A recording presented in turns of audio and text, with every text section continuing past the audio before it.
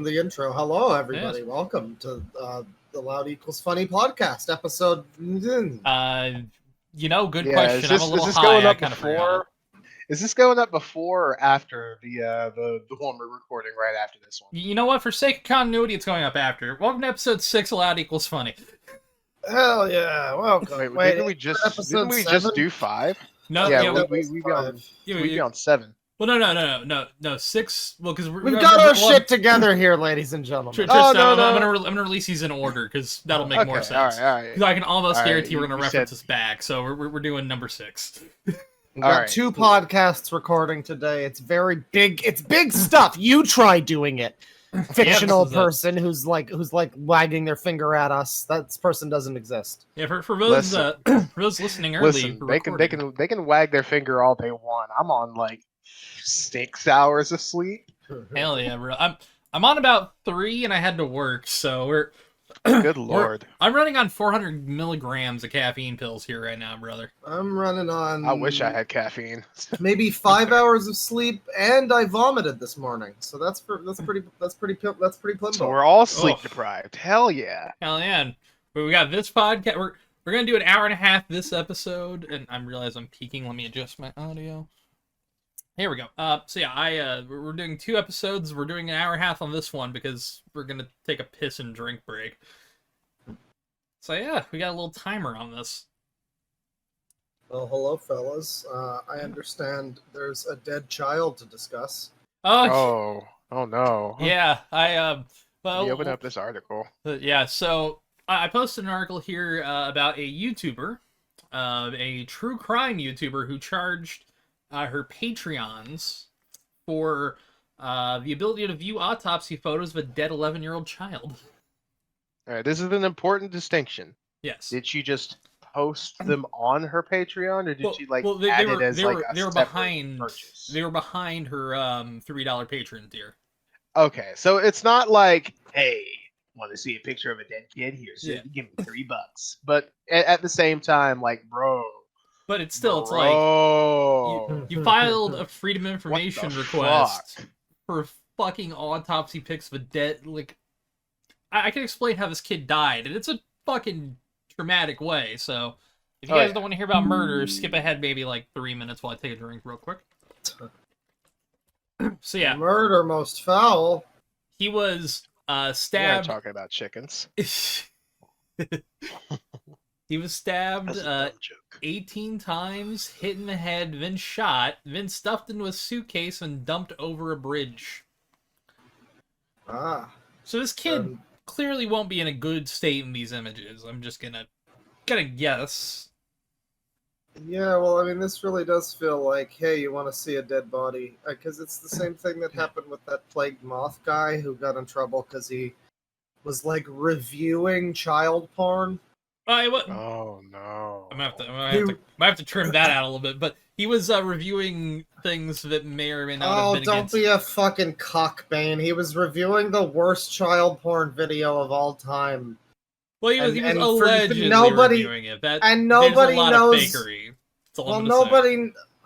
Oh, Bane's on the plagued moth. No. I'm saying that he's faking it. I'm not on his side. No. I'm saying that. Oh, he's. I see. I personally. He's pretending that he watched it and then giving his opinion. That's merely pretending. That is my take, and I actually might trim that out. Honestly, there's a reason I might trim that out. That dude is a little litigious. But yeah. Oh, boy. Well, yeah, but it's very similar though, because they Loud both equals funny. 6 episodes in, getting our first lawsuit. It would be hilarious for us to get sued in our fucking 6th episode. Oh, it's great! I can't wait. For the benefit of the court, I didn't say shit. Also, I ain't got money legally, I'm the only one responsible behind this podcast legally. Yeah, so legally, I can say the name Matt Ullman here, and it'll have nothing to do with my channel. Oh, you know what? You've unleashed the beast upon us. I can take his constant emails. I've got a lawyer on retainer if he wants to put that on if he wants to put my lawyer on it. Oh, a great shit. time. Well, reviewing his legal options. Hey, I mean, that's the smartest thing you can do in this kind of career is get a lawyer early. Trust me. Matt Ullman is currently sending your lawyer all types of different descriptions about how he would look without without skin, and Hell how you yeah. would very much enjoy that. It couldn't be, honestly. It could be an improvement. Wasn't the whole Matt Ullman thing? He like thought you were like a Trump supporter or something like that, and got really fucking mad about that. I mean, he correctly identified by guess that I was a GamerGate person. Yeah. So I guess he thought that he was probably correct about identifying me as a Trump person. But I mean, yeah, apparently it was just those serious two are not. TDS type stuff, you know. Yeah, that is. That's something I'm excited for about the next episode, because we'll prelude this, make people want to listen to it ahead of time. I was listening to an anti-GamerGate side of it, like a sort of documentary covering it from a channel called The Surfs. I don't know if you guys have heard of them. Yeah, I've heard of them. They're on Twitter a lot. Yeah. It was okay. It was kind of more fair balanced at the end. Nothing I'll say. I'm pulling that back off for next episode. Go listen then. Yeah, Yes. I mean, We have a special guest. Yes. We have a special guest from back in the day. I've been wanting to get anti-GamerGate stuff going on that, you know, on the second or third or whatever episode we've been trying to find an anti-GamerGate person that would be willing to do an interview with us, which is very hard. Yeah. Once we're done with this, maybe like once we're thinking about doing our another GamerGate episode, I'll contact somebody. Yeah, There are a couple people I reach haven't out. mind. I'll say We've this. got a couple people, if you want to reach out, loud=funnypodcast@gmail.com. Yeah. The host one is always mostly open. for business, but yeah. I'd love to speak to some of them. I mean, yeah, looking back here, it's like, yeah, we were kind of used by fucking Breitbart by the end. It's like, Pretty funny. But that's also, for later. the only other thing I'm gonna say before we get into this on that is, Milo has a fucking dead name. Huh. Yeah, it's like his last name was like Hanharan or something. Oh yeah. I vaguely remember that. He Took the name of his aunt or something like that. Yeah, it's like because he wants to be Greek because he's ashamed of being British, which I get. Yeah, I get it. Yeah. But that's enough for this episode. But yeah, back to the YouTuber fucking thing. For more, Yeah, check out next episode. Yes. Check out for the $3 tier on Patreon, the uncensored episodes. Yes. It was It's the just same gonna be thing. images of dead children. Yeah. Not yet. Not yet. We don't. It was basically what happened with Plagued Moth, though. It was a different thing. I mean, I don't know about allegedly's all around, but it was a similar, like, gore tuber was, you know, profiting off of, like, you know, misery porn, you know, people losing their kids and shit. Yeah, and people were, you know, upset about that, and I think that, you know, that does go against Patreon's TOS, so, you know, yeah. It goes against a lot of different sources of TOS, and the thing is, I'm not going to take the moral stance against gore, because I think gore as a concept of shit like Rotten.com back in the day, like, I think that should be allowed to exist. I just don't think that, you know, a random chick should be able to profit off a dead 11-year-old, you know, that's where it gets a little fucky when you have, like, cash dicey, in the game. Yeah.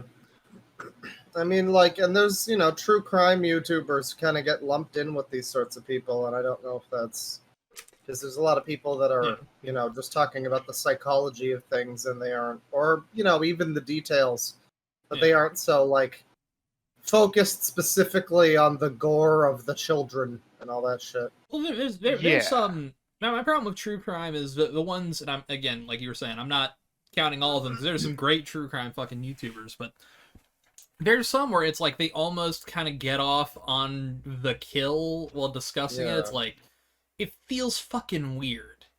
It feels gross. And it's also why I've worked on that content, and I just am like, I don't want to make that, because it's like, there's a lot of fucking weirdos in that community. Yeah, like it's fine if you're talking about, oh, this is an interesting case, what happens? Like Wendigoon does that pretty well. Yeah. Oh man, he has a new video on the Monument Mythos. I can't wait to watch that shit. There is what's his name? I think it's That Chapter. That Chapter is really good. That's one I will shout out. Yeah. Like usually pretty. I mean, the only problem is I'm not used to the accent, so I kind of have to bounce around a little bit. Like, what did he say there? Yeah. But that's mostly because I'm dumb and American. So. Yeah, well, that's true. You are dumb and American. That free. chapter, I think Home of the Braves. All of us qualify as at least one of those. I mean, I'm North American. In fact, I'm even more North American than you two. You're continental American. Yeah. Yeah, I'm more American than a fucking Samoan or a Hawaiian. How about that? Or an Alaskan. Especially an Alaskan. Okay, all right. I agree on that. Those fucking frostbite folks. I'm not talking about anything to do with anything. I just mean they're not part of the mainland. They're not real Americans, goddammit. I watched the most recent episode of the Snark Tank. And Chris Raygun at like almost the very beginning said that he watched the episode of South Park where Ike has to rescue the Princess of Canada. And he said that there was a slur for Eskimos in there that was so fucking funny. I'm not gonna repeat it, but you just reminded me of that, which was great. God, well, now I have to rewatch it. God damn it! I need to rewatch it. You can say I'll cut it. I will cut it. Okay. Depending on how bad it is, I will cut it. What was the first word of it? I'm pretty sure it was like polar gooks. Okay, I might leave that in. It's funny. Oh no! No! Okay, I'll cut it. Listen, I said that. Maybe bleep out the second part. You know? Yeah. Yeah. So I said that under assurance that it would be cut. You're good. I was fucking. I'll even send you the audio beforehand if you. I trust you, and even then, it's not. You know. Oh yeah. I didn't like pop an N-word. It's not like he said jig. Never mind. Yeah, it's not like I posted pictures of a dead kid on my Patreon. Oh yeah. At least it's not that. At least it's not fucking dead kids on. Which. Dead kids on Maine. And her response to the backlash is hilarious. And I'll just read from what the article quotes, because I'm not going to go and try to find it because it's deleted, but the reality of the situation is that different people feel differently about this, the YouTuber wrote. Okay. Starting off immediately. This is great. Some people genuinely think making a video including the autopsy photos is bad, and I respect their opinion and feelings. Oh, that's... If I ever say that in a statement, that really means fuck you, I don't give a shit. Or at least if I was writing it. Oh yeah, no, that's passive aggressive. Yeah. And then other people, like myself, think of autopsy photos and the coroner discussing / explaining them as interesting and informative, and are able to view it all in a more scientific, detached way. See, I would agree with this if it was just the coroner's report. Yeah, if it was... You got photos. It's like dead. It's literally a dead child. It's the corpse of a fucking child. Like this is shit that you would see on Live Leak. Yeah. Yeah, I mean, I guess this is stuff that, I guess it's like journalism, sort of, if you want to call it that. But then you're charging money for it, so yeah. It gets a little weird, and see, here's the thing. I believe is Ellen the father. I'm trying to fully make sure on this. Oh no, the lead prosecutor on the case said, the reasoning behind the photos rings hollow and thinks there are other ways it could have shown what happened, including they could have used the body diagrams of the autopsy also included instead of putting the actual pictures of Gannon's just completely broken body that reflects the depravity and horror that he had to live through. So there was a fucking diagram in there, and she could have just did that. Yeah, I mean, I've seen true crime videos before that did a similar thing too. Some sort of diagram, or even just the description of the crimes, the wounds or whatever. It's kind of enough. I don't know. It does seem very like they're reveling in it. Yeah, it's literally just for profit. Like for profit, and then the people who are paying for it are, I don't know. I don't know what's up with that. I'm gonna be 100% honest on that one. That's a watch list. Like that should be a fucking category right there. Yeah, I would say so. God, I don't know. I just can't. I can't personally imagine wanting to post photos of a dead child online. I mean, maybe if you were Dan Olsen. Well, no. He likes them alive. He likes them alive and kicking. We'll never get a Dan Olsen call.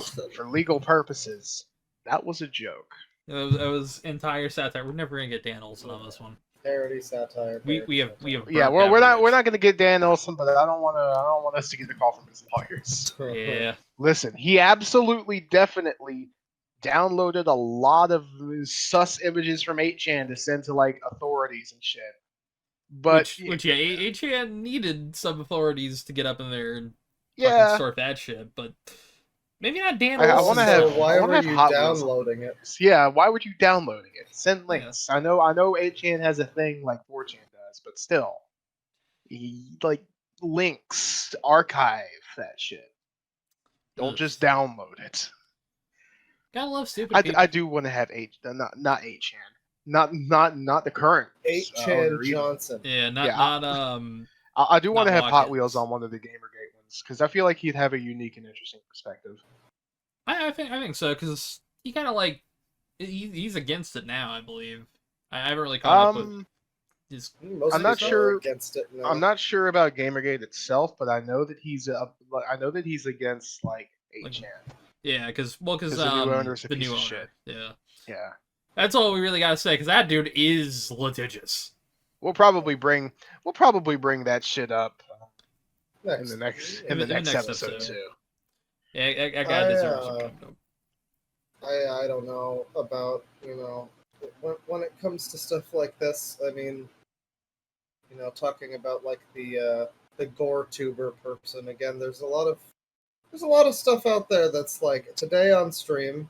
I looked at a video of a guy fighting two father and son, shirtless father and son with guns about a mattress in an alleyway. That video. The son shoots the guy, and the wife is screaming, and the guy dies, and the son apparently got acquitted.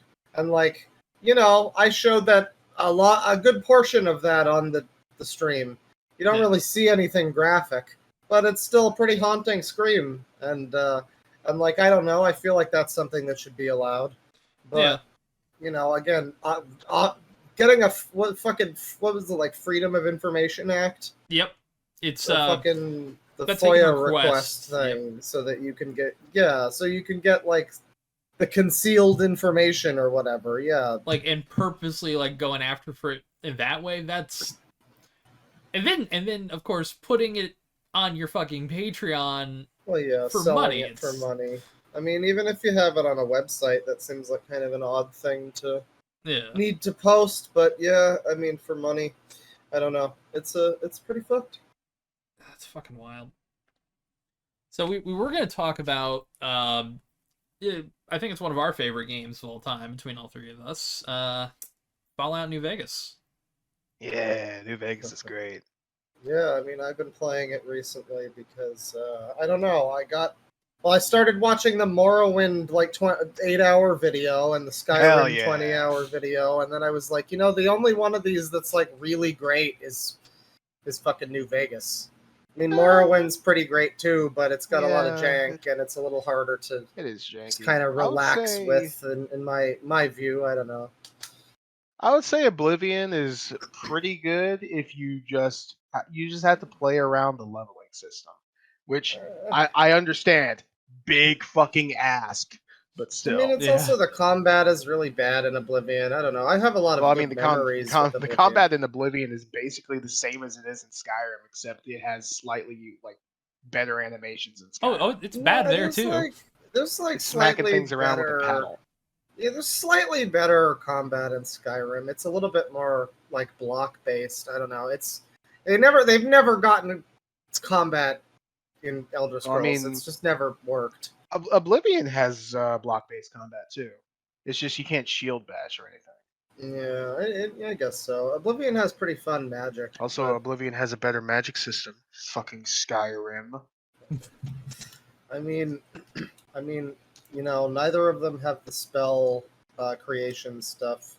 No, So, Oblivion does. You just have to Oblivion finish has the it? fucking. You have to finish the Arcane University. Yeah, it's in the which- stupid that Mage sucks. University. Yeah, I think I did that once. They But give it you a does- stupid staff. It does make sense though. You know, Yeah, I guess so. it'd be nice if you could pay to make a spell, because not everyone wants to do the Mages Guild, but some people Yeah. want to do magic still. But you know, it's at least it makes sense. Unlike gutting the whole system entirely, Skyrim. Yeah, I mean, they do that a lot. I The say funny that like thing- Skyrim's listening. The funny thing is, like Fallout, everybody shits on Fallout 3. Yeah. And I think that that's deserved because Fallout 3 sucks pretty hard. And even as at a young age when I played it, when I was like 15 or whatever, I remember getting to the ending of that game and being genuinely mad because it made zero sense.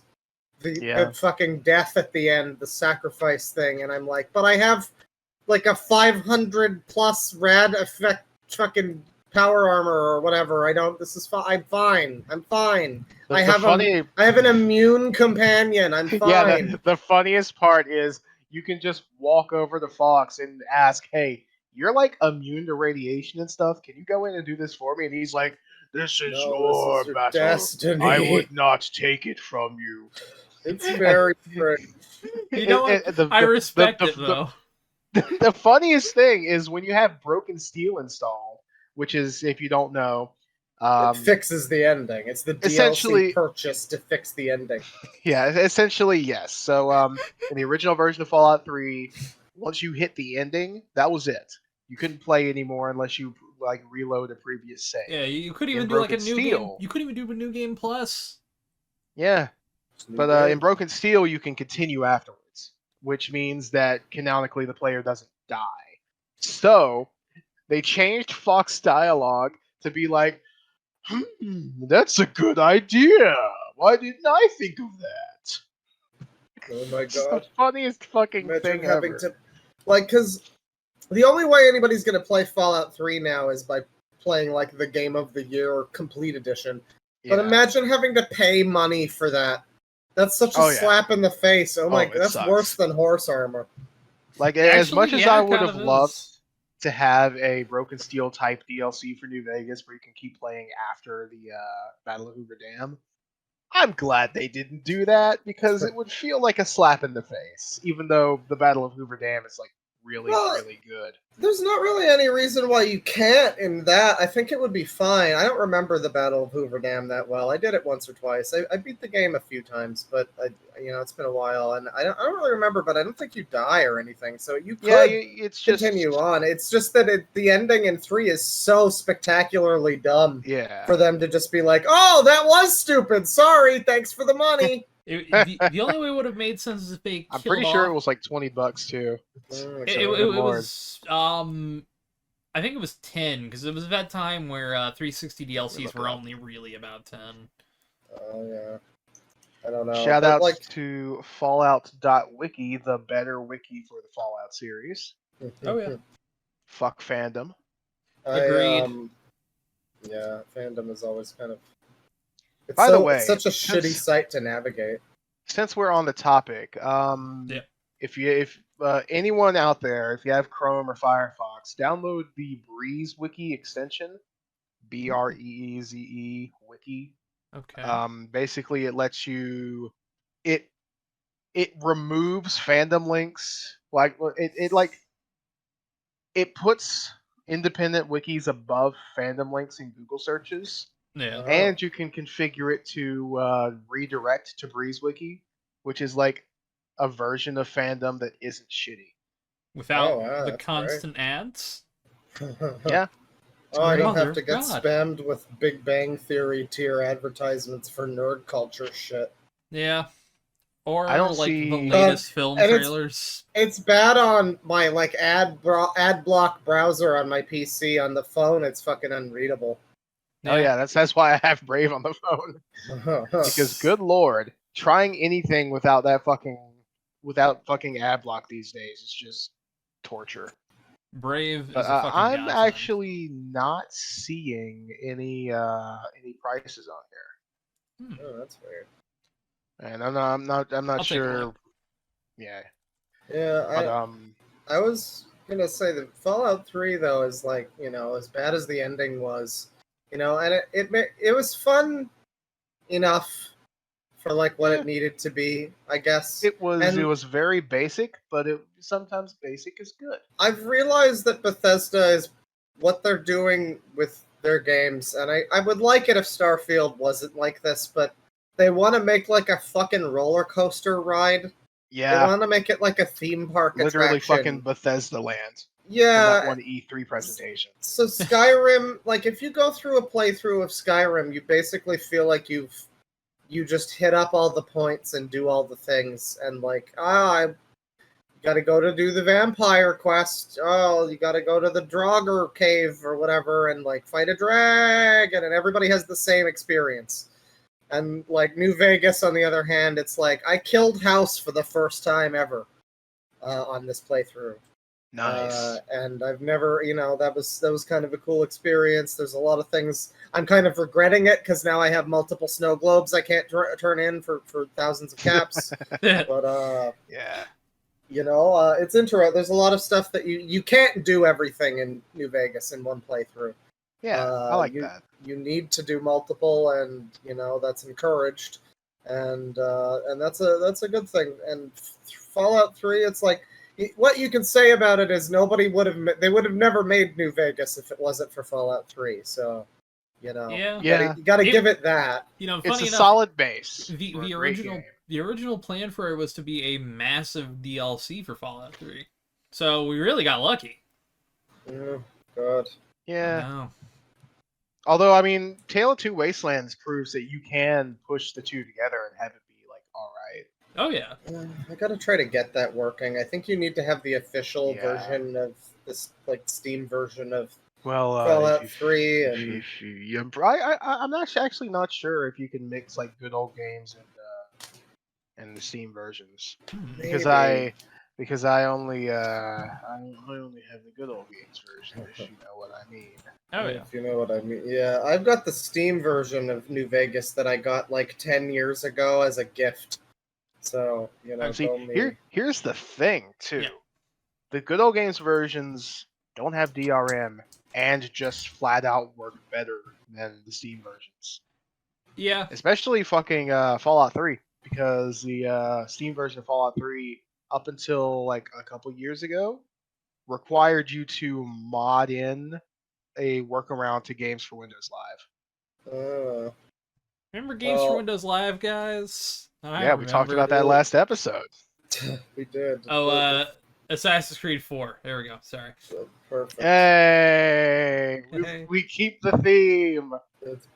That's all we need. It's gonna be great. We're gonna get. There's gotta find a way reason. We gotta circle this back in a couple hours. Hell yeah. No reason to talk about Assassin's Creed. Which one came out during GamerGate? I guess 4. Unity. Don't worry about it. Actually, yeah, Unity did. 4 was 2013, I think.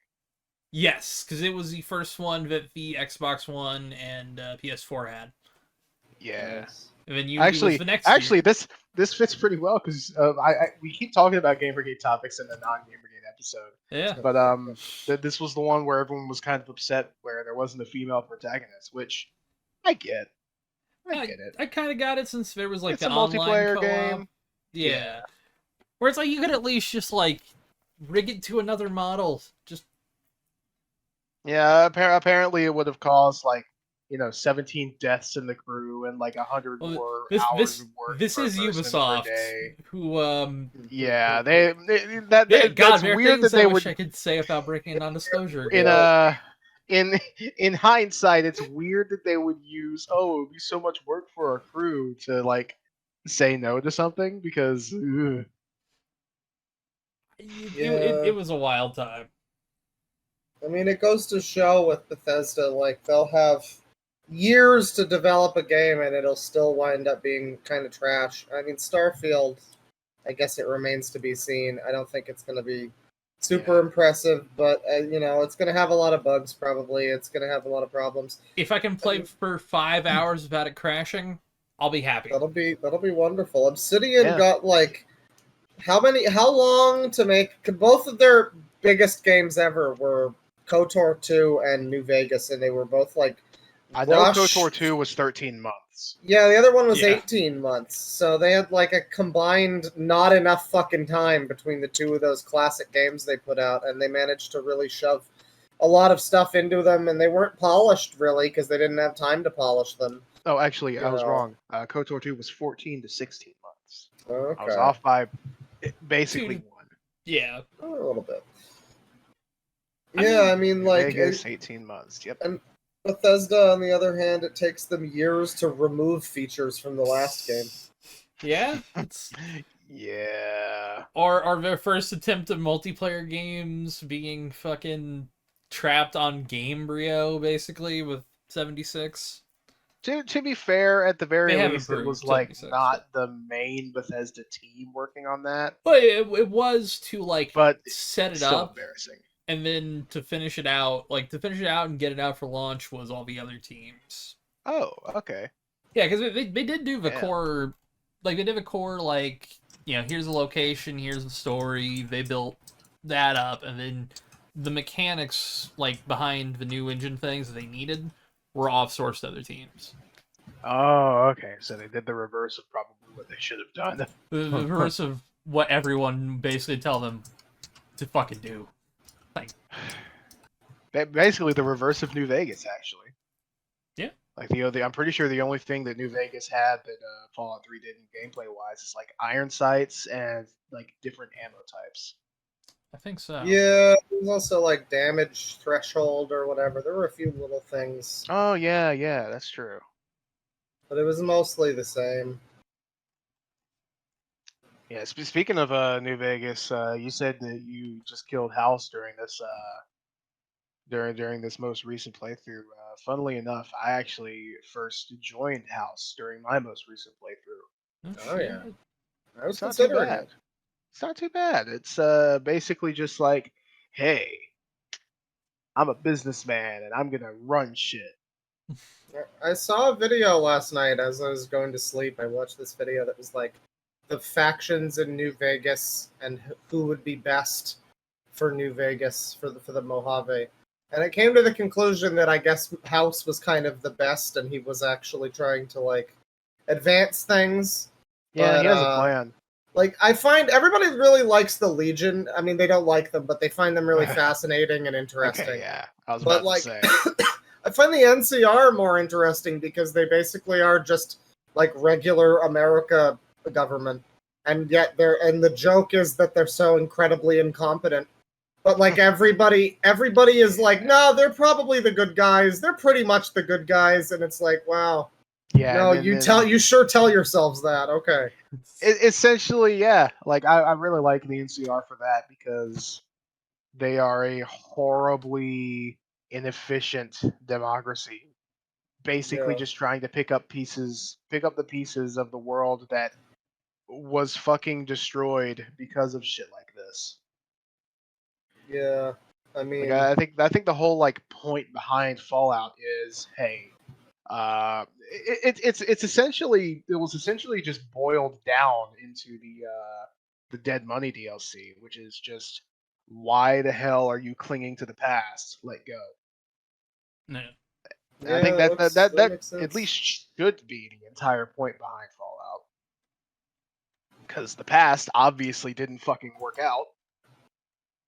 Yeah, which is the problem with both them and the Legion. And then, you also have, like, the Boomers, which, again, funny name, the Boomers. I mean, every time they come up in converse, anytime that word comes up, like, oh, is that your friend? Is your friend that Boomer? Or something, like, it's just always kind of funny. But, they're also, like, reclusive, and, everybody is, like, clinging on to the past. And nobody really looks to the future except House. So yeah. Yeah. Although to be fair, you could argue. Or Yes Man. Yeah. But you could argue that House clings to the past, but also like he has sights for the future other than we'll just keep going and see where we end up.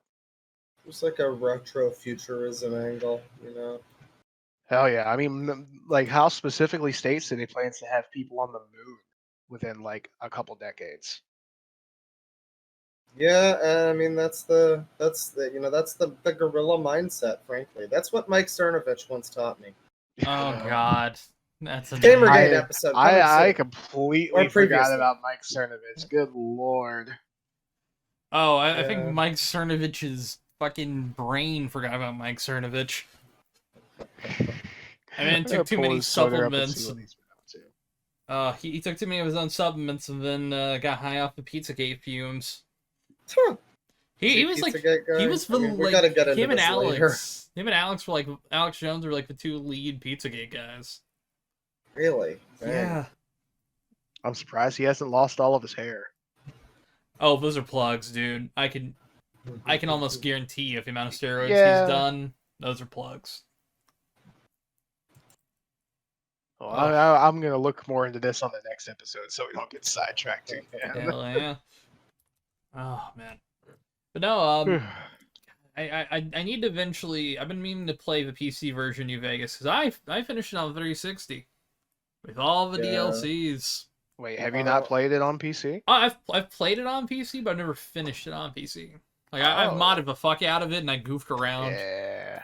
Yeah, that's basically what I did. I did that for like in the summer of 2017. It was right around when the new Arion album came out because I was listening to that a lot while I was playing it. And it was good memories, but I never finished it. And I was just kind of fucked around until I modded it too much and my game became unstable. Yeah. Yeah. And then I just got frustrated and didn't fix it. That's what happened with me in Fallout 4. Oh, I haven't even. Sucks because the mods are the only reason to play that game. I tried Fallout 4 in VR on PC. From what I hear, that's still broken. Yeah, well, there's less interest in Fallout 4, honestly. Maybe with the right combination of mods, but they can't fix the quest design or the writing. Yeah. Yeah, that's why I mostly just kind of play it. I mostly just kind of play it as a looter shooter with like Resident Evil and Doctor Who and Star Wars elements. Just because I just have a shit ton of mods. Hey, yeah, that's fair. That's fair. I've never really modded too much the Bethesda games. I mean, I know that that's kind of what they're for, but like, the funny mods. I think I got a lightsaber thing, like I don't know. Everyone does. 15 years ago or something. Yeah, everyone uses one at least once. Yeah, and then I was like, this doesn't feel right in this game, and it doesn't look good, and it doesn't, it's a shitty mod, and the sounds are wrong and everything.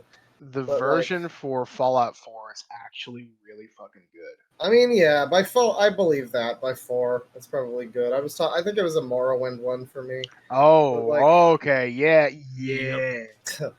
I remember. Yeah, that'll do it. I remember. Like, I don't know, the mods that I usually get, like I'm modding New Vegas and I'm getting stuff like the thing that that opens up Freeside and the thing that opens up the Strip. So it's instead of multiple loading zones, it's just like one big area and there's some restored cut content. A lot of restoration stuff and fixes and patches. And then I have some things like that add new interiors. I've got the Strip Mall in the Strip. Which is a fun mod, and just a lot of kind of little things that sort of fit into the world. I'm not looking. There's a lot of big boobily breasting sex mods for New Vegas, and I'm not sure what made. I did have a bit of a crush on Veronica back in the day before I knew she was a lesbian, and that probably says a lot about me. Oh, but, hey, same here, brother. But she, I guess I can see it, but I don't know why people were are attracted to the Fallout characters. I do remember there was a lot of porn of Moira back in the day. Oh, there's still a ton of porn of Moira. I can tell you that. Hopefully pre-Ghoul. Well, probably both. Oh, no. I mean, you don't want some Ghoulussy? Is that what we're gonna call it? I can't. I job. can't say that I do. Honestly. So just pulling up my Fallout Mod Manager, I have oh boy, a shit ton of fixes. The Some Guy series, which are pretty good. I have to finish that one. I'm on the last one. Those. Yeah, they're kind of all over the place. New Vegas Bounties 3 just isn't really that good, which is a shame. But at the very least, it tries to do something new and different. It has like a new world space instead, which is cool.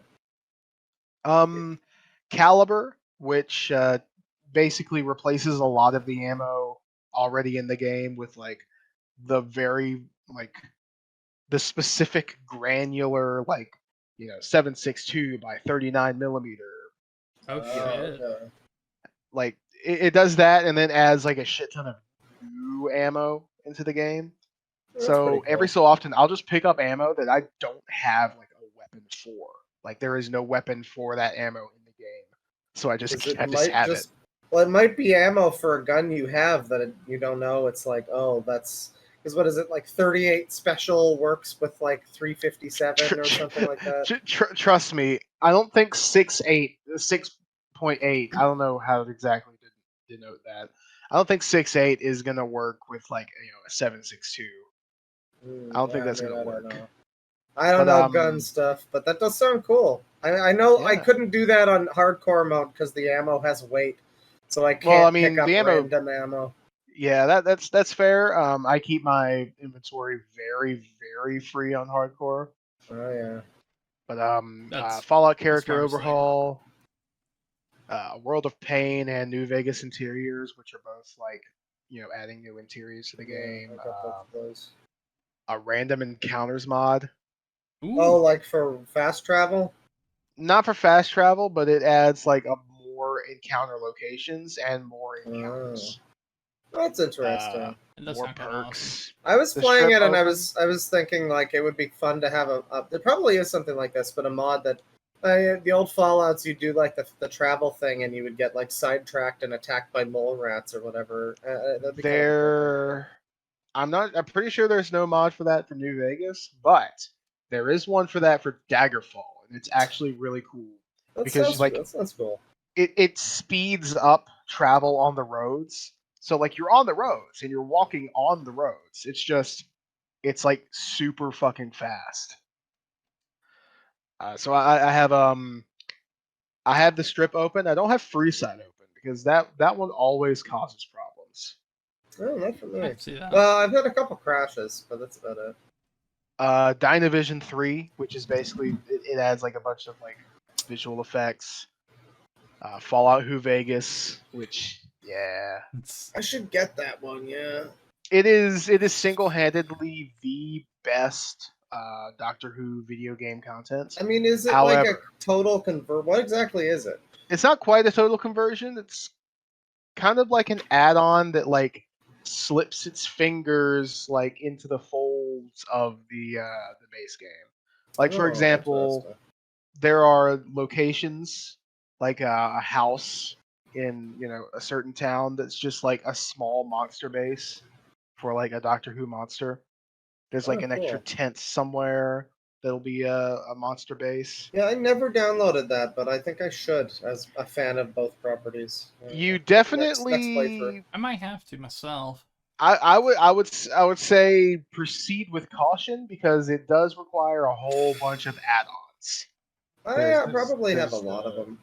The Zoanon fixes, the Spyduck TARDIS themes. Oh, good lord. Revised companions, which makes their companions not utter shit. If you're playing with a controller, then you're going to want the gamepad weapon menu.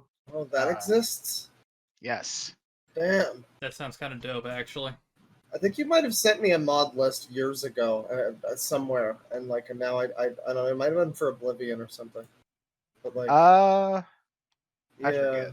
No, man, I need some more stuff.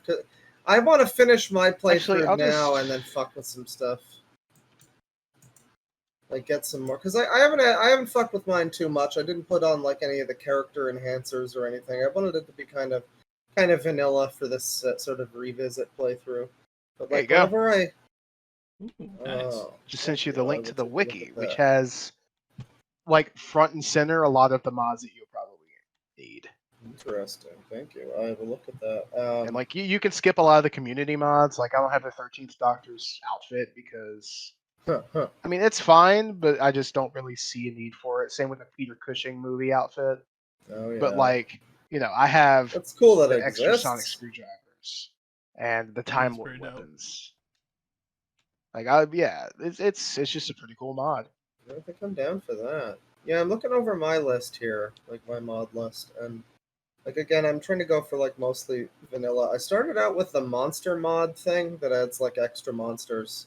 I love that one. It adds stuff It's- from like Stalker and shit. It's great. It adds some really cool stuff, but I had to turn it off because it was like making it impossible for me to get through the beginning area of the game on hardcore mode. It was like there were just like insane named ghouls, like specific mini boss ghouls and their gang posses attacking me, and I'm like, I can't do that.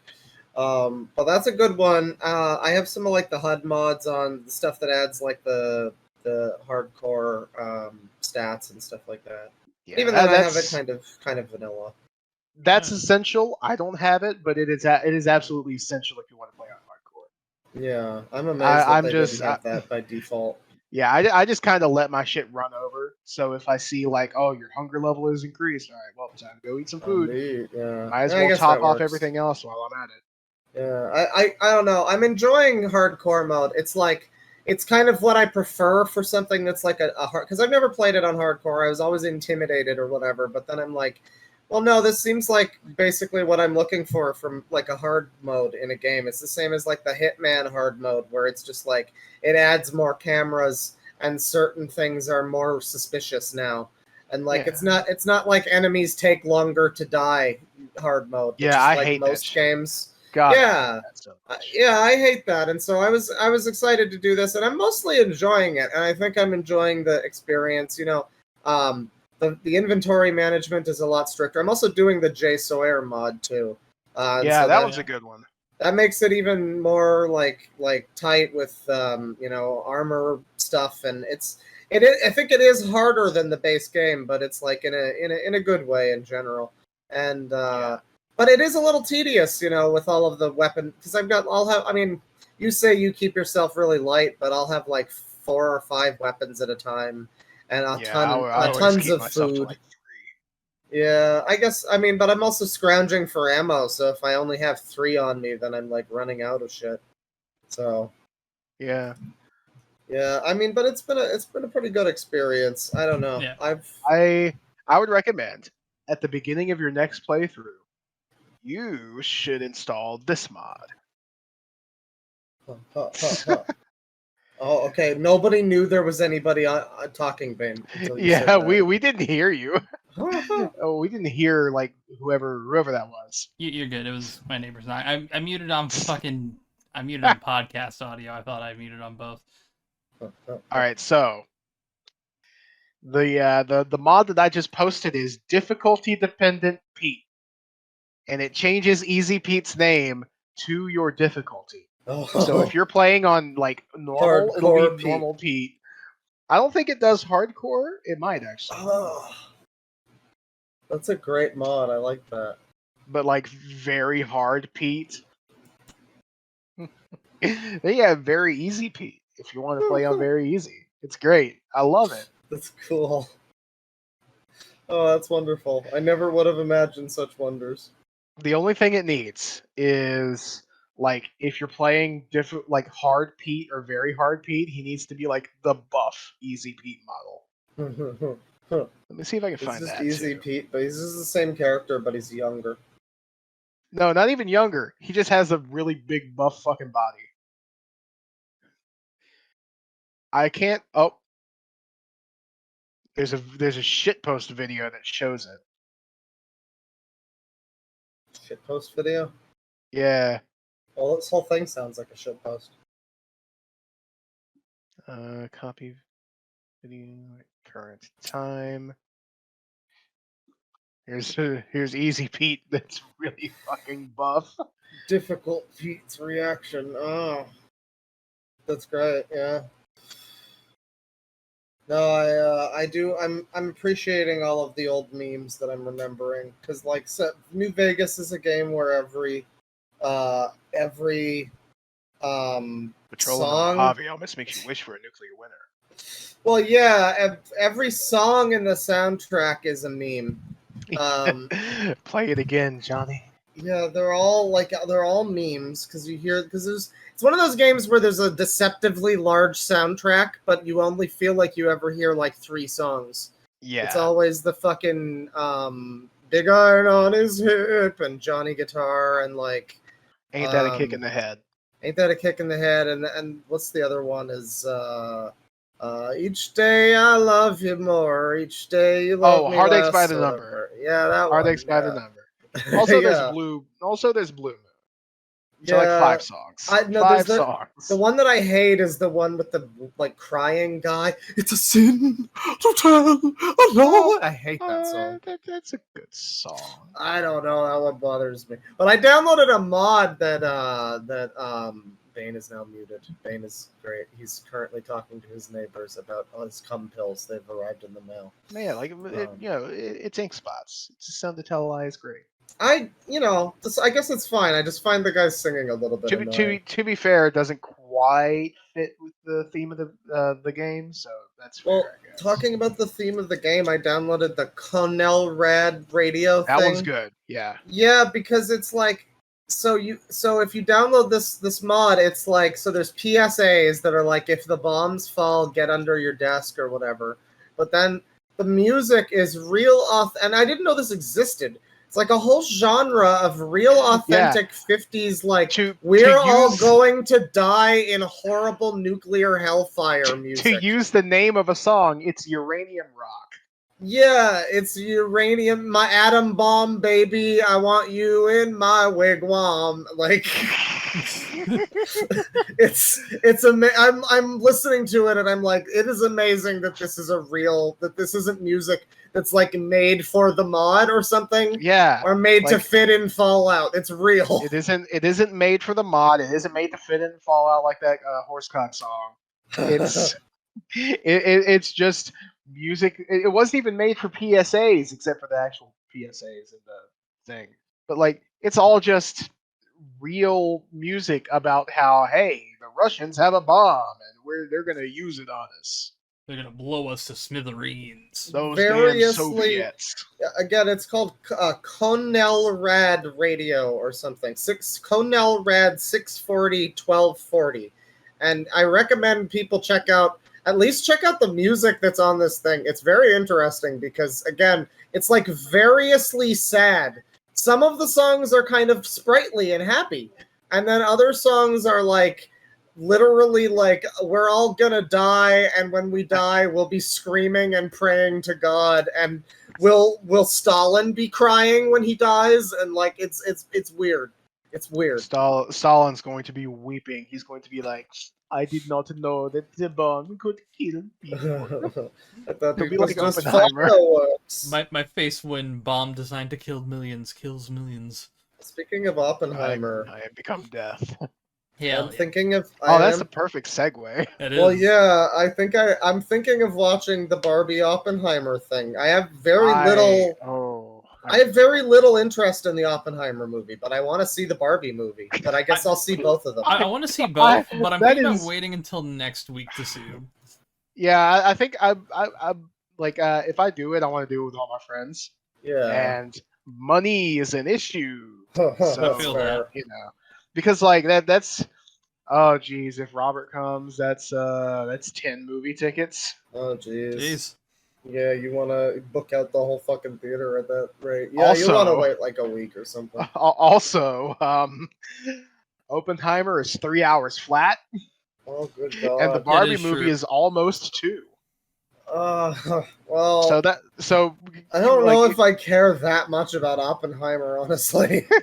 That's the thing, though. I really want to see Open Barbie or Barbieheimer or whatever. I'd say Barbieheimer.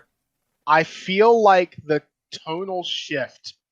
You're walking out of Oppenheimer. Well, which one do you see first? Oppenheimer. It's absolutely Oppenheimer. You got to do that one. Yeah. And then you walk out of Oppenheimer. We're all agreed. Yeah. You walk out of Oppenheimer and you're like, oh fuck, that was intense.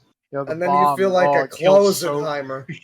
Killed so many people, and then you walk into Barbie and everything's pink and pastel, and everyone's a fashionista. Well, see, what we gotta do in between this though is you gotta get like fucking. You gotta go to the movie theater bar if they have one. No. You gotta go straight from one to the other. You have to have that. I guess I'm thinking maybe take a piss at some point. Well, you don't want to do mushrooms for Oppenheimer and then do mushrooms for Barbie. You want 2 different sets of mushrooms.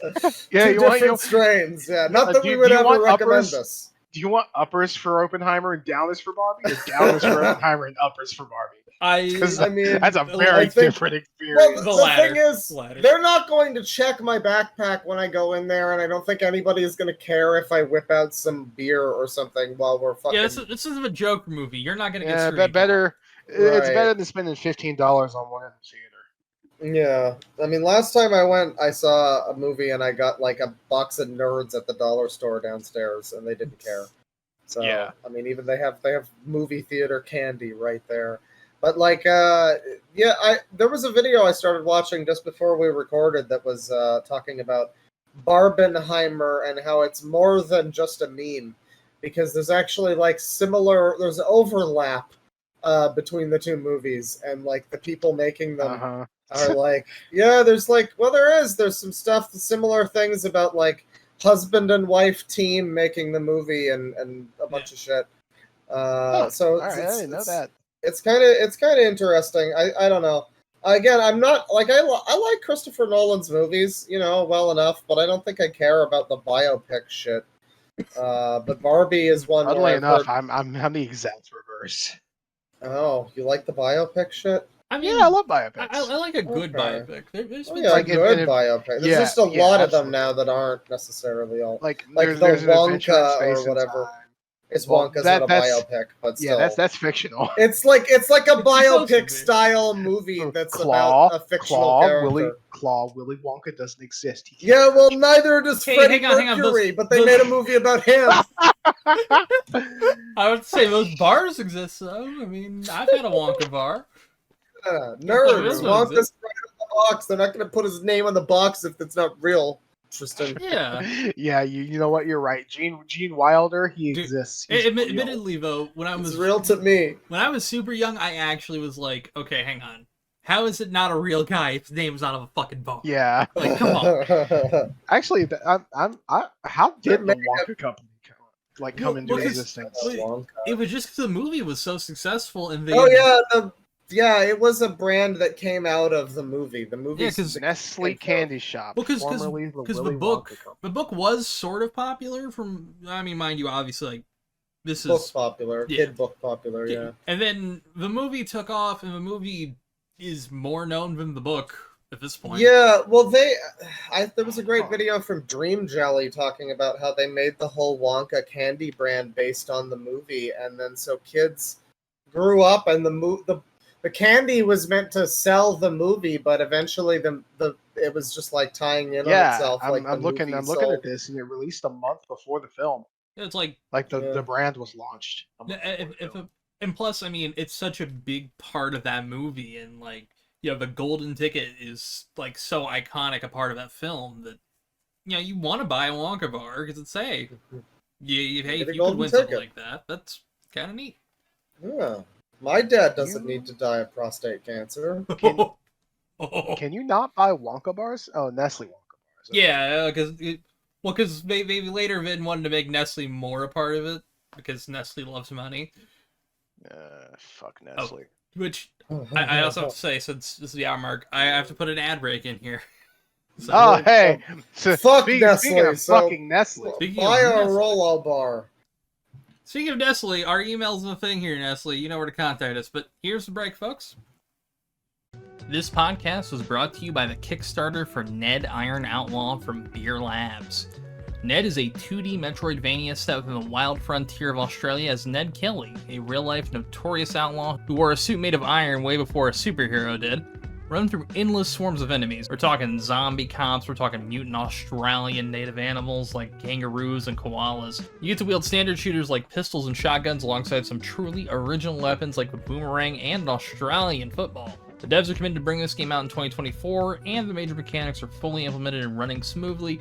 However, they need your support with their Kickstarter to implement the entirety of the story. By pledging to the Kickstarter, you get early access to the game for cheaper price, and a lot of amazing prizes for supporters of the Kickstarter, including an actual original iron helmet. There's a demo on Steam right now, but go check that Kickstarter page, it's down below. And thank you to Beer Labs and Ned Iron Outlaw for sponsoring this episode of Loud Equals Funny.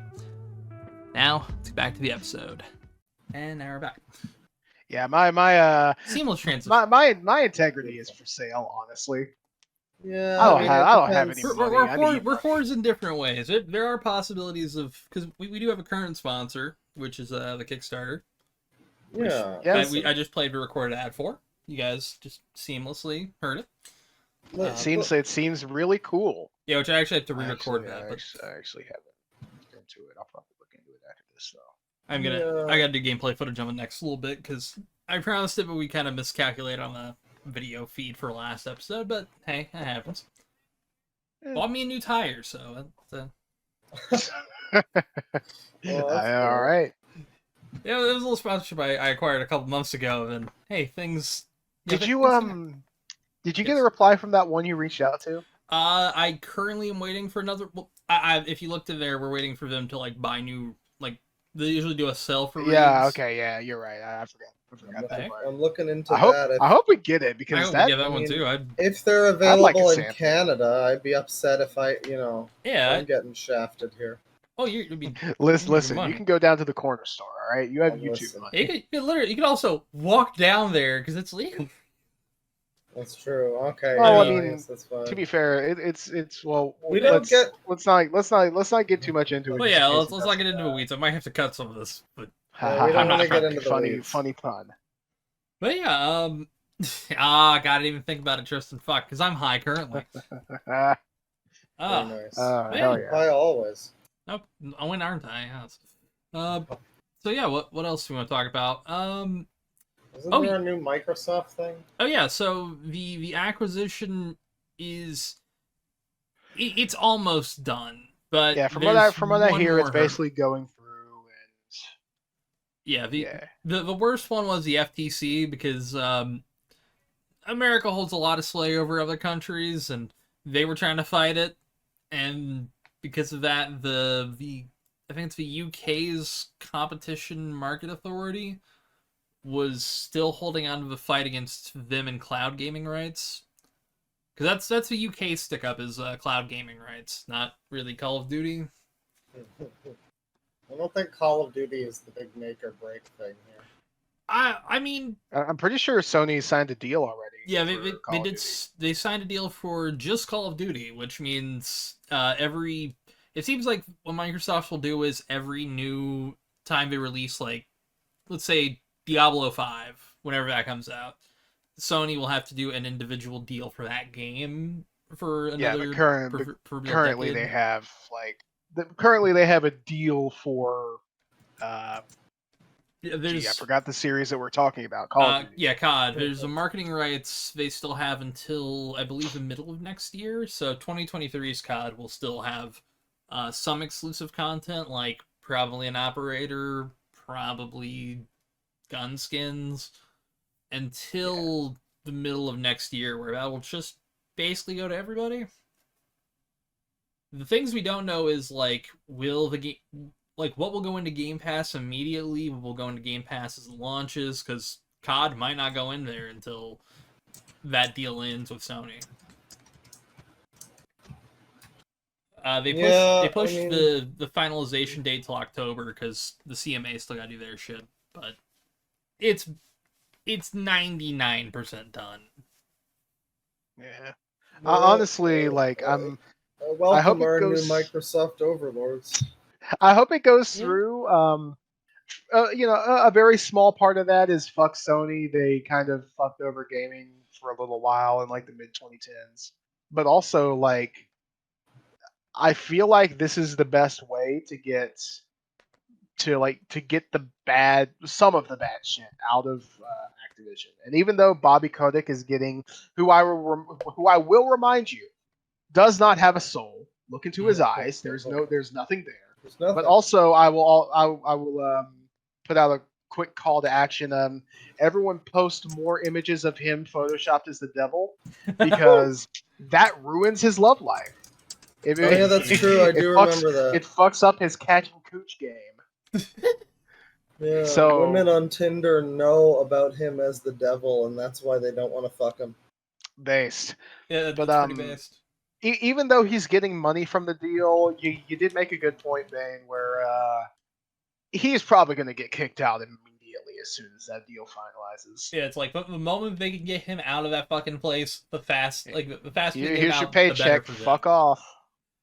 Yeah, it's like kick rocks, loser. Microsoft does not like they don't want to deal with that kind of executive. I mean, yeah, I don't know. I'm glad to see him hopefully gone. What I want is I want the Call of Duty games to all, especially the old ones, because I'll talk about this in a minute here, but I want all the old ones just going to Game Pass, all the DLC going to Game Pass, and even the PlayStation Plus, I want that, like, put all the CODs from PlayStation 4 and Cold War, Vanguard, put them all fucking on Game Pass and PlayStation Plus. Honestly, it'd be cool if they had a pre-Modern Warfare collection of Call of Duty games. And where are the PSP Call of Duty games? Where's the Vita where one? are the Java phone Call of Duty games? Hey, where's the DS ones? I played fucking Black Ops 1 Zombies on the DS. And where are the Wii games? Where is this? Where are these being archived? You know, that's very on brand for you. You know, the Wii Black Ops 1 is still playable online. Yeah, there's a small but dedicated group. Same with the GoldenEye game. You can tilt the gun sideways, man. You can't do that in a 360 COD. People love the GoldenEye game. It's just a fucking Call of Duty game. It really is. Bond. And it's not a bad COD or game it's either. Not GoldenEye, is it? It's 007 Legends or whatever. I don't remember. It's there was GoldenEye 007 Reloaded and 007 Legends. Both of those are pretty solid. Yeah, they're both just Call of Duty. Yeah. So I'll real quick. I'll also just recently Microsoft fixed a matchmaking in. By proxy, a lot of old Call of Duty games, but a lot of the old backwards compatible 360 games. Nice. There's a really technical reason. I'm not going to really sum it up other than just it was refreshing too fast for it to connect to the servers at a certain rate, if that makes sense. Interesting. So it was going faster than it was originally on 360 via emulation. So the server was pinging it. It would go faster of a ping. And it would It'll probably be like, oh god, like, DDoS. Or it's like, oh, they're lagging or something. Okay, try again. Yeah. So you could get into a game. It would just take 30 fucking minutes, even on like peak Friday night. That has been fixed. You can get into a match. And in fact, currently, I'll pull it up even because I've played it recently. Black Ops 2 has been one of the highest selling games on the Xbox store since then. Like, it has beat Modern Warfare 2 2022. It has beat other top-selling games that have come out this fucking year, and it's a game that came out in 2012. It's an 11-year-old game because people want to play it again. The Bane, people only like it because of nostalgia. I mean, obviously the newer games are better. I mean, some of it is a little bit of it, but also Black Ops 2 was that fucking good. Listen, Call of Duty literally never had anything important happen in that series ever until that one lady who got raped by a traffic cone wrote Vanguard and put. Finally, there were characters in the series that people cared about. I will say this: Vanguard was not the worst written of the series. The worst written of the series is still probably Ghosts. I mean, I don't remember. COD Ghosts is embarrassing. I just remember they made a big deal about Vanguard because it was Sam Maggs, the one that was gonna write the fucking new KOTOR, and everybody got mad. And she was like, she wrote that, and the whole thing was there were never, ever any good Call of Duty characters ever before, and nothing good happened in the stories, and nobody ever liked a Call of Duty story. And finally, we've written a good Call of Duty story. And now you can respect it, because there's... Well, they do that with every COD, though. It's. Do they? All right, I guess so. They did this that time with our story is good. Well, they did that with Modern Warfare 2019, where it's like we've really taken the storytelling someplace deeper, and it's like it was good, but it wasn't like it was not reinventing the wheel here, guys. So yeah, currently Black Ops 2, which is one of the better multiplayers, I'd say, currently has about 11,000 players online right now, which you gotta think, that's a fucking 360 game from a decade ago. Yeah. And it still has 10,000 players on its multiplayer, and I've not even checked the zombies yet. Well, that's pretty impressive, yeah. I said this before, but honestly, I hate the whole argument of you only like old games because of nostalgia. Because new games fucking suck. Oh, I mean, I wouldn't even say that. There's some fucking great new games. Oh, yeah. On average, new games game fucking suck. A good game will last forever. That's the point of something being good. Yeah, I mean, on average, you're right. Yeah, I don't know. Even good games, though, like good new games, usually have something up with them that means that they will be stunted either down the line, or they're currently stunted, or eventually something stupid will happen. Well, and then, a lot of games just feel like unplayable. A lot of games now feel less mechanically interesting and like ambitious than could be. Because like back in the 90s, you had like a Final Fantasy game, and it would have all these different weird little mini games that would try to simulate. Now you're exercising. Now you're swimming. Now you're driving a motorcycle. Or you're playing a whole sport like Blitzball. Or like Fort Condor or the Triple Triad or whatever. A lot of weird little mini games, and it wasn't even always just mini games, but it was like, now, I don't know. Nowadays, it seems like a lot of games boil down to like 2 or 3 gameplay modes. You'll be walking around talking to people, or you'll be fighting people, or you'll be like maybe doing a little bit of light platforming exploration, and that's like the whole game. Yeah. And like a crafting menu or some shit. Yeah. Because every game has that. I do think some of that is just like it was experimentation with development at that time. Yeah, I will say sometimes stuff like that really didn't work. Well, yeah, that's not always. But also, at least they tried. It's better to have The Bouncer than it is to have a Days Gone. Yeah. Nobody needs a Days Gone. Oof. That is certainly a video game. It sure exists. It exists, yeah. Womp womp. You can definitely shoot people and run and sneak around, and there's driving and crafting. It's great. There's a zombie in it. There are at least 1 or 2 zombies, I think. Are there 2? 3. Did you find the secret one? That was the only cool part about that game, is how many zombies it could secrets? show. It didn't work. Yeah, I don't know. AAA stuff. I mean, and now they're costing more and they're less featureful sometimes. I mean, you have stuff like, Tears of the Kingdom is kind of an exception to that. Oh, yeah. Tears of the Kingdom basically took Breath of the Wild and said, okay, double it, a little more, okay, then make it like incredibly mechanically dense. Yeah. All right, cool. Now we're going to add even fucking more to it. Yeah, there's a lot you can do with like the. You're gonna spend a year polishing the shit out of it until it runs on our 20-year-old hardware.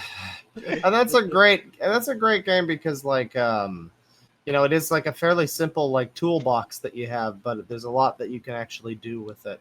Whereas like a lot of stuff, it's a lot of scripting, and you can sort of see the fucking seams. Like I got playing New Vegas. Anytime you click on, you do a quest where like an NPC has to walk you to a location, and you can basically see the path that they have to follow. And if you walk too close to them, they stop and greet you, and then wait for 5 seconds, and then keep moving. And it's like, man, I don't know. You'd think that we would have come further, I guess, because it was always like graphics have to get better, but I was always like, no, improve the fucking CPU, have us rendering more, like mechanical shit and AI and stuff that's happening, and blades of grass moving. Like I would rather have a game that looks like Daggerfall, but has like an insane amount of like detail, like Dwarf Fortress. Like Dwarf Fortress. Like mechanically there's a lot detailed. that's happening. There's mechanically deep, and like you can have more stuff going on screen. You know? Yeah. See, that's why there's been a release lately. Because I was a big Battlefield guy back in the day, also because I've got shooter brain rot. But there's a game now that's doing what Battlefield used to do, but better, called Battle Bit, and it's literally just like an 8-bit first-person shooter, but with fucking 250 players on a server, you know? Yeah, that's pretty cool. And it's literally just doing what everyone's been wanting Battlefield to do for the last about a decade, actually. Just doing it right. It's fucking sad. Well, yeah, I mean, they keep coming out with stuff that's, like Fallout 1 or whatever, which I think that one was good, but like, just stuff that people didn't necessarily ask for, and weird stuff with prosthetic people. I can say that. I'm allowed to say that. Yeah, you got the prosthetic defense. You have the pass. The fucking concept of just a prosthetic person in World War II. I mean, I guess it's like it could have happened. It could have worked with like a weird cell shaded look or some shit, but it just looked like a regular war game. There was nothing about it that looked funny or anything outside of it being a Bethesda game. I don't know. I guess there was the Hardline one, also kind of looked okay. I don't know. I think of Hardline was a little rough, but it was okay. I like the theme that one had. Cops and robbers. I like that. And there was some really fun there was one map I loved where it was just you were just driving down a fucking highway shooting each other in that game. But it also kind of died, and it took the Dead Space company down with it. Yeah, rest in peace. Although I guess Dead Space is doing fine, so the Dead Space company who also made My Sims on the Wii. Hell, did they? They did. Yeah. My Sims was shockingly not bad. Wait, hold on. What? I remember there being like weird. Well, there were some weird fucking games in there. That's what I mean by like not bad. It's like the first one was like Animal Crossing. My Sims is fucking terrible. I mean, I remember liking it kind of, but then there were sequels that were like kart racing or whatever, and there was a secret agent one, and apparently Secret Agent. My Sims fucking Knights. There's like the same. It was the same like I think it was the same office they were building those games. They were making Dead Space. Sometimes you need a break from horrifying murder. What I would give to have been in that office. It would have been fucking interesting. Oh, I also have one more game-related thing. I've been playing Exoprimal, and I'll just give a quick recommendation for at least trying it for people, because it's fucking weird. It is a game where you time travel on to basically like a Hawaiian island to murder dinosaurs who have been traveling through time to kill you. Yeah, I mean, I heard about. Isn't that the one that's like Dino Crisis? It's a 5v5 PvPvE like multiplayer thing that I think they're gonna add more modes into. But the game is it's fucking weird. I don't know how to describe it well. But it's multiplayer matches, and sometimes like the game will just completely say, "All right, fuck it, we're not doing this. We're gonna have you fight a boss," and it'll just take all 10 players to a boss arena, have you all team up, and just take down a massive fucking like Brachiosaurus kind of fucking thing, about as tall as Brachiosaurus. Yeah, I don't know. I haven't seen any gameplay from it, but I guess I'm interested. I'd probably say wait for a sale if you're buying it on anything that's not Xbox and PC Game Pass. It's on PC and Xbox Game Pass. If you have it. It's got a lot of weird Capcom charm. It's also just impressive how many fucking dinosaurs can be on screen without the game crashing. Well, this one's got more dino action than ever before. Oh, you can literally see like about 1,000 dinosaurs running down a skyscraper at one point. Nuts.wad. But with dinosaurs. Yep. It's a wild time. I'll recommend it. Yeah, I mean, that sounds pretty cool. I don't know. You guys speaking of nuts.wad, have you guys played myhouse.wad? I have not I've yet. Seen it. I've seen the videos about it. You see, Claw, you're ruining it for yourself. You really got to go in blind for that shit. See, here's the thing. I ruined it for myself, too, because I watched a streamer do it live. That's the thing. Because I didn't know what he was doing. And I don't think he knew what he was doing either at that time. Well, I was watching Vinny play it, and then like a few months, like a month ago, I watched the big video from Power Pack that was talking about it. It's really cool. It reminds me of how much I like House of Leaves. I really got to finish that book. I definitely want to read it. Yeah, it's not perfect. There's a lot of stuff in it that's kind of awkward, like weird sex scenes and stuff that just doesn't. It kind of goes on for a while. That feels like unrelated, but when it hits, and a big chunk of the book is hitting. So yeah, I would recommend it. I didn't ever finish it. I think I still have it somewhere though. I hadn't even heard of it before that video. So I mean, hey, I don't remember where I think it was back in the day of like creepypasta and 4chan. Yeah. They would talk about that book a lot. It was popular on the X board. Yeah, I can see why. Because it predates the liminal space kind of thing and back rooms, and so there's like it plays into that same kind of fear and fascination that people have with it now. But then also just like the non-standard nature. If you've never read it, people listening, the book House of Leaves, it's got like multiple different weird types of narrative, and it references fake references that aren't real that you cannot source, and and there's like parts where the book is like, oh, there's a bullet through the book, so we have to write the text around it, and all this kind of wacky stuff and stuff that you don't see a lot in books. So I would recommend it, and that you will not find this on Audible, folks. I'll tell you that. No, I don't believe so. I love to see the movie. From what I hear, you got to get like the deluxe version that's like full in color, because it like every time the house is mentioned, it's blue, and there's a lot of little things like that. Yeah, that detail alone sold me on it, because I love this sort of like weird foreboding nature that gives off. Yeah, well, the other funny thing about that one, and I know it's the same apparently with My House. If you, I don't know if you know the ending of it or whatever, but it's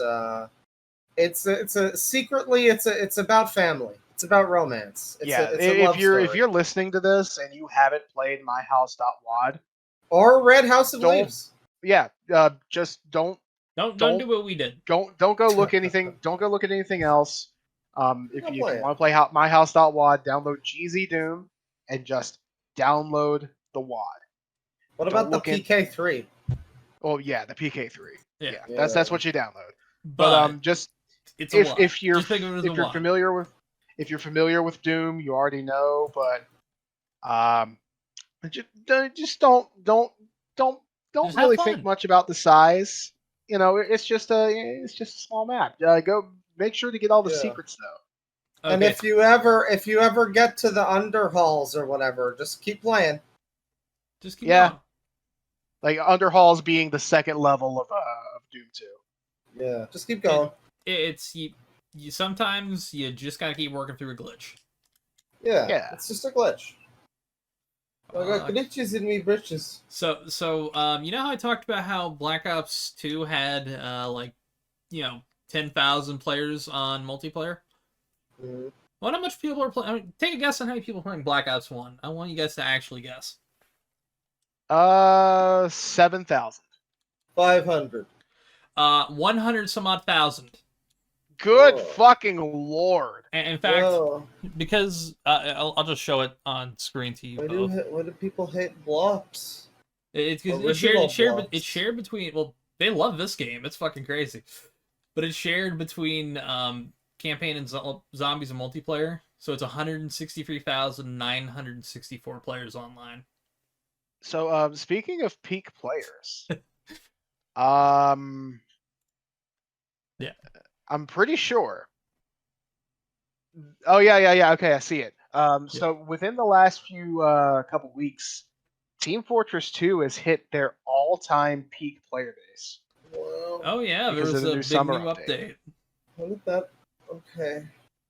Which people, I guess everybody knows about Team Fortress 2. And it's free. So I want if you don't know, Paul, I want you to guess what the all-time peak is.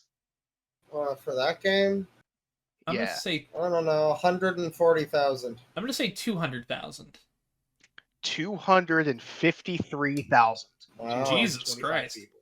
Guess how many people are playing as of 15 minutes ago? 143,000. What'd you say, Bane? I said 100,000 even. Yeah, you got it right. 100,417 people. Holy shit. Wild. That was an ass pull. It was a double close, one almost perfect guess. Yeah. I know that's a fucking lot. I mean, you don't think of that game as being one. I mean, I don't know how many people are currently playing fucking Fortnite. You know. Oh, it's between every platform. It's probably a massive amount. Yeah, probably quite a few. But I don't think there are any charts for that though.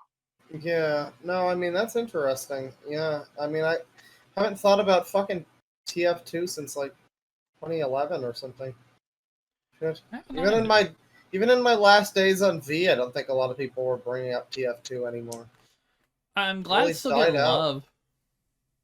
Well, was it for the longest time? Wasn't this new update like a big thing? Oh yeah, it's been a while. Yeah, basically recently, like as of the past like 2 or 3 years, the whole last game was just full of bots, and it was basically unplayable. I think I heard about that. Yeah. It was the new update and all of that is just it's revived an old classic, and I might actually give it a try too at some point. Maybe.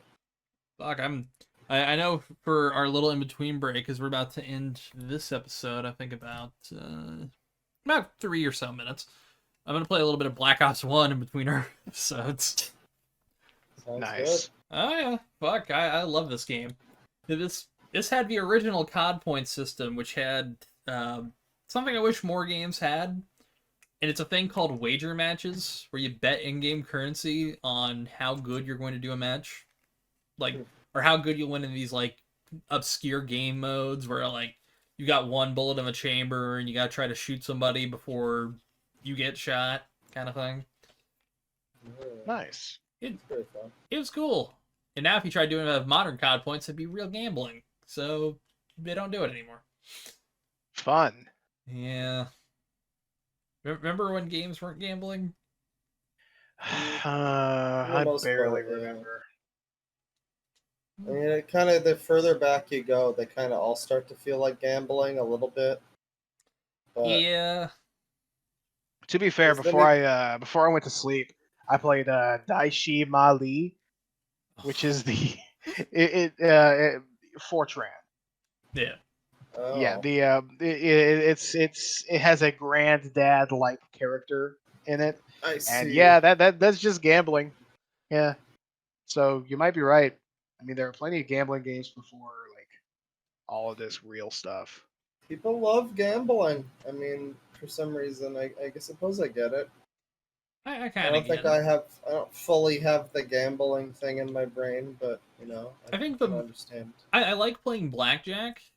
Like, blackjack can be fun, but mostly because you can also kind of, you know, it's more of the, it's the most fair game that's at a casino. Yeah, it's also basically cooperative. Yeah, because you're not really playing against the table, you're playing against the dealer. Everybody's playing on a team. Yeah. Yeah, that's true. That's why if somebody has, like, a possibility to get a good card, I'm not gonna call. I'm gonna let that person get that good card. So the dealer's trying to fuck with that guy, not me. Yeah. Ah, man. Well, folks, with that, I think we're gonna wrap this one up for now. And then we're gonna take a little break, get something to eat, record the GamerGate 2 episode, which should be live. So I'm gonna try to get this live on Friday. It's time to make GamerGate 2 a thing because Yuka and Laylee are in Fall Guys. Guys. Oh, yeah. Like this very much. Guys, can we I get reckon Donald we can Trump get Donald to Trump tweet to tweet about GamerGate 2? GamerGate. I think we can. Waiter, can you please stop talking about GamerGate 2 and get me my my mozzarella sticks? I bet Jim doesn't even own a suit. Thank you, Welcome everybody. to Applebee's. Really quick before we do go on that, because he's still he posted a massive ass tweet and I just decided to reply with an Applebee's gif. Always good. One of those good. commercial cuts where it pans down to the logo of their the sign logo and the parking lot. Right Very to him. nice. All right, folks, take it easy. Thanks for watching. See y'all around. And penis. Penis. Penis.